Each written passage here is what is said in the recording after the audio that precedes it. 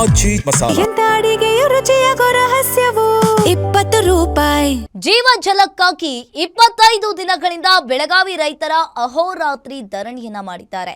ಇನ್ನು ರಾತ್ರಿ ಹಗಲು ಹೋರಾಟವನ್ನ ಮಾಡ್ತಾ ಇದ್ರು ಕೂಡ ರೈತರತ್ತ ತಿರುಗಿ ನೋಡದ ನಾಯಕರು. ಬೆಳಗಾವಿ ಜಿಲ್ಲೆಯ ರೈತರಿಗೆ ದಶಕ ಕಳೆದ್ರೂ ಕೂಡ ನ್ಯಾಯ ಸಿಗ್ತಾ ಇಲ್ಲ, ಯಾಕೆ ಅನ್ನೋ ಪ್ರಶ್ನೆ ಎದ್ದಿರುವಂತದ್ದು.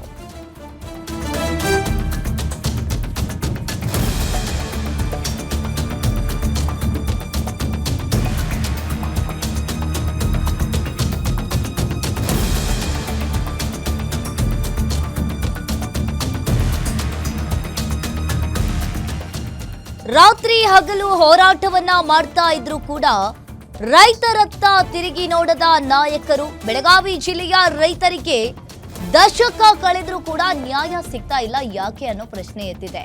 ಇನ್ನು ಕುಡಿಯೋ ನೀರು, ಕೃಷಿಗಾಗಿ ನೀರು ಬಿಡಬೇಕು ಅಂತ ಹೇಳಿ ರೈತರು ಧರಣಿಯನ್ನ ಮಾಡಿದ್ರು. ಹಳ್ಳ ಹಿಡಿದ ಕೊಟಬಾಗಿ ಏತ ನೀರಾವರಿ ರೈತರಿಗೆ ನೀರು ಮರೀಚಿಕೆಯಾಗಿದೆ. 25 ದಿನಗಳಿಂದ ಅನಿರ್ದಿಷ್ಟಾವಧಿ ಹೋರಾಟವನ್ನ ಮಾಡ್ತಾ ಇದ್ದಾರೆ ಬೆಳಗಾವಿಯ ರೈತರು. ಈವರೆಗೂ ಕೂಡ 3 ಬಾರಿ ಉಪವಾಸ ಸತ್ಯಾಗ್ರಹವನ್ನ ರೈತರು ಮಾಡಿದ್ದಾರೆ. ಮಹಿಳೆಯರು, ಮಕ್ಕಳು, ವೃದ್ಧರು, ದನ ಕರುಗಳ ಜೊತೆ ಅನ್ನದಾತರು ಕೂಡ ಸತ್ಯಾಗ್ರಹವನ್ನ ಮಾಡಿದ್ದಾರೆ. ಕೊಟಬಾಗಿ ಏತ ನೀರಾವರಿಯಿಂದ ನೀರು ಹರಿಸುವಂತೆ ರೈತರು ಪಟ್ಟು ಹಿಡಿದಿದ್ದಾರೆ.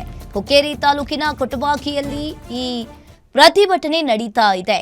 ಹೋರಾಟವನ್ನ ಮಾಡ್ತಾ ಇದ್ರು ಕೂಡ ರೈತರತ್ತ ತಿರುಗಿ ನೋಡದ ನಾಯಕರು. ಬೆಳಗಾವಿ ಜಿಲ್ಲೆ ರೈತರಿಗೆ ದಶಕ ಕಳೆದ್ರೂ ಕೂಡ ನ್ಯಾಯ ಸಿಗ್ತಾ ಇಲ್ಲ, ಯಾಕೆ ಅನ್ನೋ ಪ್ರಶ್ನೆ ಎತ್ತಿದೆ.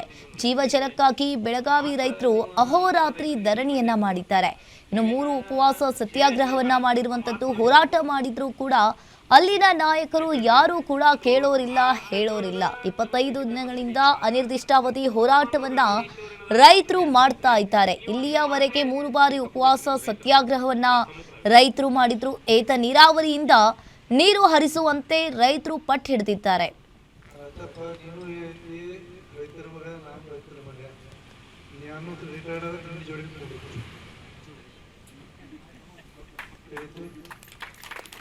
ಬೆಳಗಾವಿ ಪ್ರತಿನಿಧಿ ಅಲ್ಲಿನ ರೈತರನ್ನ ಮಾತನಾಡಿಸಿದ್ದಾರೆ. ಬನ್ನಿ ಹಾಗಾದ್ರೆ ನೋಡ್ಕೊಂಡು ಬರೋಣ.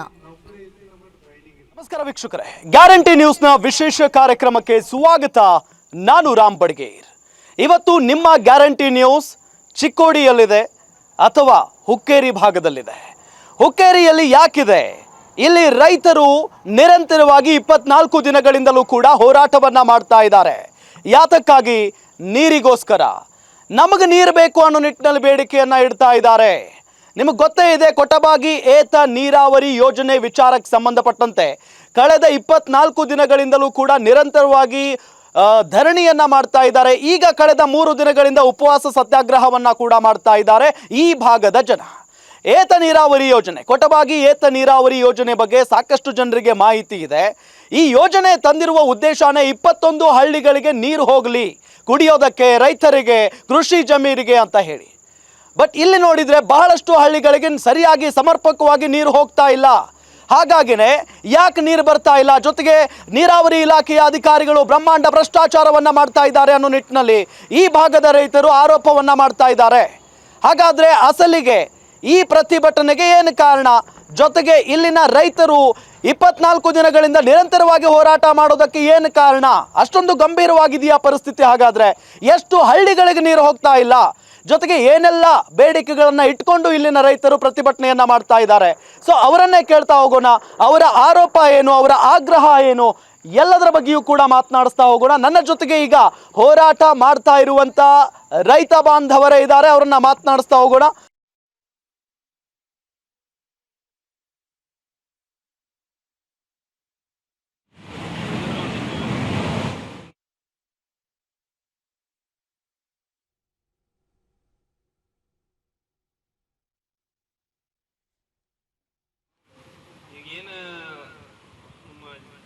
ಈಶ್ವರ್ ಬಂದಾರ ಹೇಳತ್ತಾರಲ್ಲ, ಈಗಾಗಲೇ ನೀನೆಲ್ಲ ತಿಳಿಸಿವ್ರ ಅದಲ್ಲ, ಈಗ ಮುಗಿದೋಗಿದ್ದು ಸರ್. ಅವುಗಳು ಬಂದಾಗ ನಮ್ಮ ಒಂದು ಸ್ವಲ್ಪ ಅವಮಾನ ಆಗೋ ರೀತಿ ನೀವು ನಡ್ಕೊಂಡಿರಿ. ಆಮೇಲೆ ಮಾತ್ರ ನೀವು ಇದೆಲ್ಲ ರೈತರಿಗೆ ಇಲ್ಲಿ ಬಂದಿರಿ. ನೀವು ಮಾತ್ರ ನೀವೇನ ಕ್ಷಮೆ ಹೆಸರು ಬೇಡ, ಆ ಮಾತು ನೀವು ಹಿಂದೆ ತಗೋಬೇಕು. ಯಾಕೆ ಹೇಳ್ರಿ, ಅದ್ರೊಳಗೆ ಆ ತಪ್ಪಿನೊಳಗ ನೀವು 25% ಐತಿ ಭಾಗ. ಇನ್ನು ಪೂರ್ಣ ಪ್ರಮಾಣದ ಬೆಳಗಾವಿ ಈಶ್ವರ್ ಏನದಾರಲ್ಲ ಅವ್ರು ಕ್ಷಮೆ ಹಚ್ಚಬೇಕ್ರಿ. ನೀವು ನಿಮ್ಮ ಮಾತ್ರ ಹಿಂದೆ ತಗೋಬೇಕ್ರಿ ನೀವು ರೈತರ ಮುಖ ಎಲ್ಲ ಸಮ್ಮುಖದಾಗ.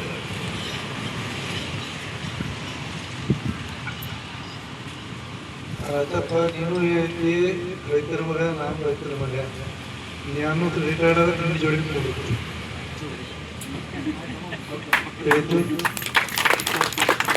ನಿಮ್ಮ ಬೇಡಿಕೆ ನಾವು ಬೇಡಿಕೆ ಸ್ಪಂದಿಸ್ಬೇಕೈತಿ.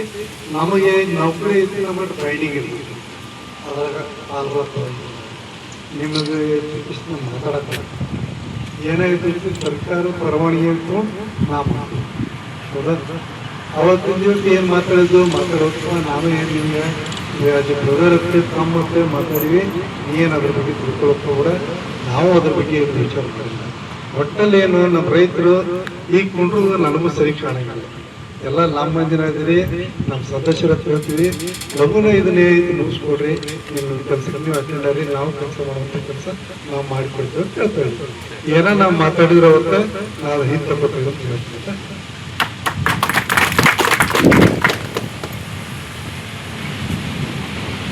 ಈಗ ನೋಡ್ರಿ AC ಅವ್ರು ಬಂದರು, ನಮ್ದೇನು ಸಮಸ್ಯೆಗಳಿದ್ರೆ ನಾವು ಈಗಾಗಲೇ 28 ದಿವಸದಿಂದ ಅವ್ರಿಗೆ ನಾವು ಹೇಳ್ಕೊತ ಬಂದೇವ್ರಿ. ಮನೆಯ ಮುಖಾಂತರ ಖುದ್ದಾಗಿ ಭೇಟಿ ಬಂದೆವು. ನಮ್ದೇನು ತೊಂದರೆ ಇಲ್ಲ.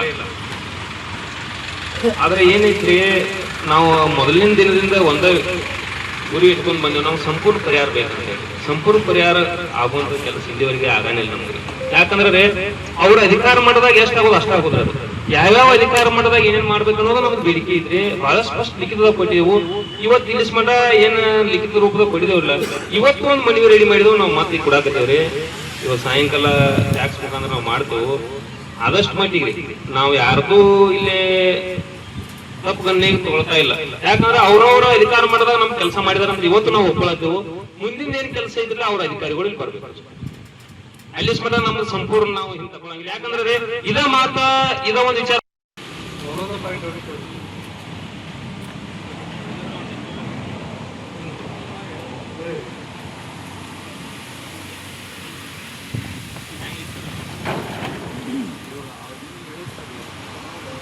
ಈಗೇನ ನಮ್ಮ ಚಿಕ್ಕೋಡಿ ಈಶ್ವರ್ ಬಂದಾರ ಹೇಳತಾರಲ್ಲ, ಈಗಾಗಲೇ ನೀನೆಲ್ಲ ತಿಳಿಸೋರು ಅದಲ್ಲ, ಈಗ ಮುಗಿದೋಗಿದ್ದು. ಮತ್ತು ಸರ್ ಅವುಗಳು ಬಂದಾಗ ನಮ್ಗೆ ಒಂದು ಸ್ವಲ್ಪ ಅವಮಾನ ಆಗೋ ರೀತಿ ನೀವು ನಡ್ಕೊಂಡಿರಿ. ಅದು ಮಾತ್ರ ನೀವು ಇದೆಲ್ಲ ರೈತರಿಗೆ ಇಲ್ಲಿ ಬಂದಿರಿ. ನೀವು ಮಾತ್ರ ನೀವೇನ ಕ್ಷಮೆ ಹೆಸರು ಬೇಡ, ಆ ಮಾತು ನೀವು ಹಿಂದೆ ತಗೋಬೇಕು. ಯಾಕೆ ಹೇಳ್ರಿ, ಅದ್ರೊಳಗೆ ಆ ತಪ್ಪಿನೊಳಗೆ ನಿಮಗೆ 25% ಐತ್ರಿ ಭಾಗ.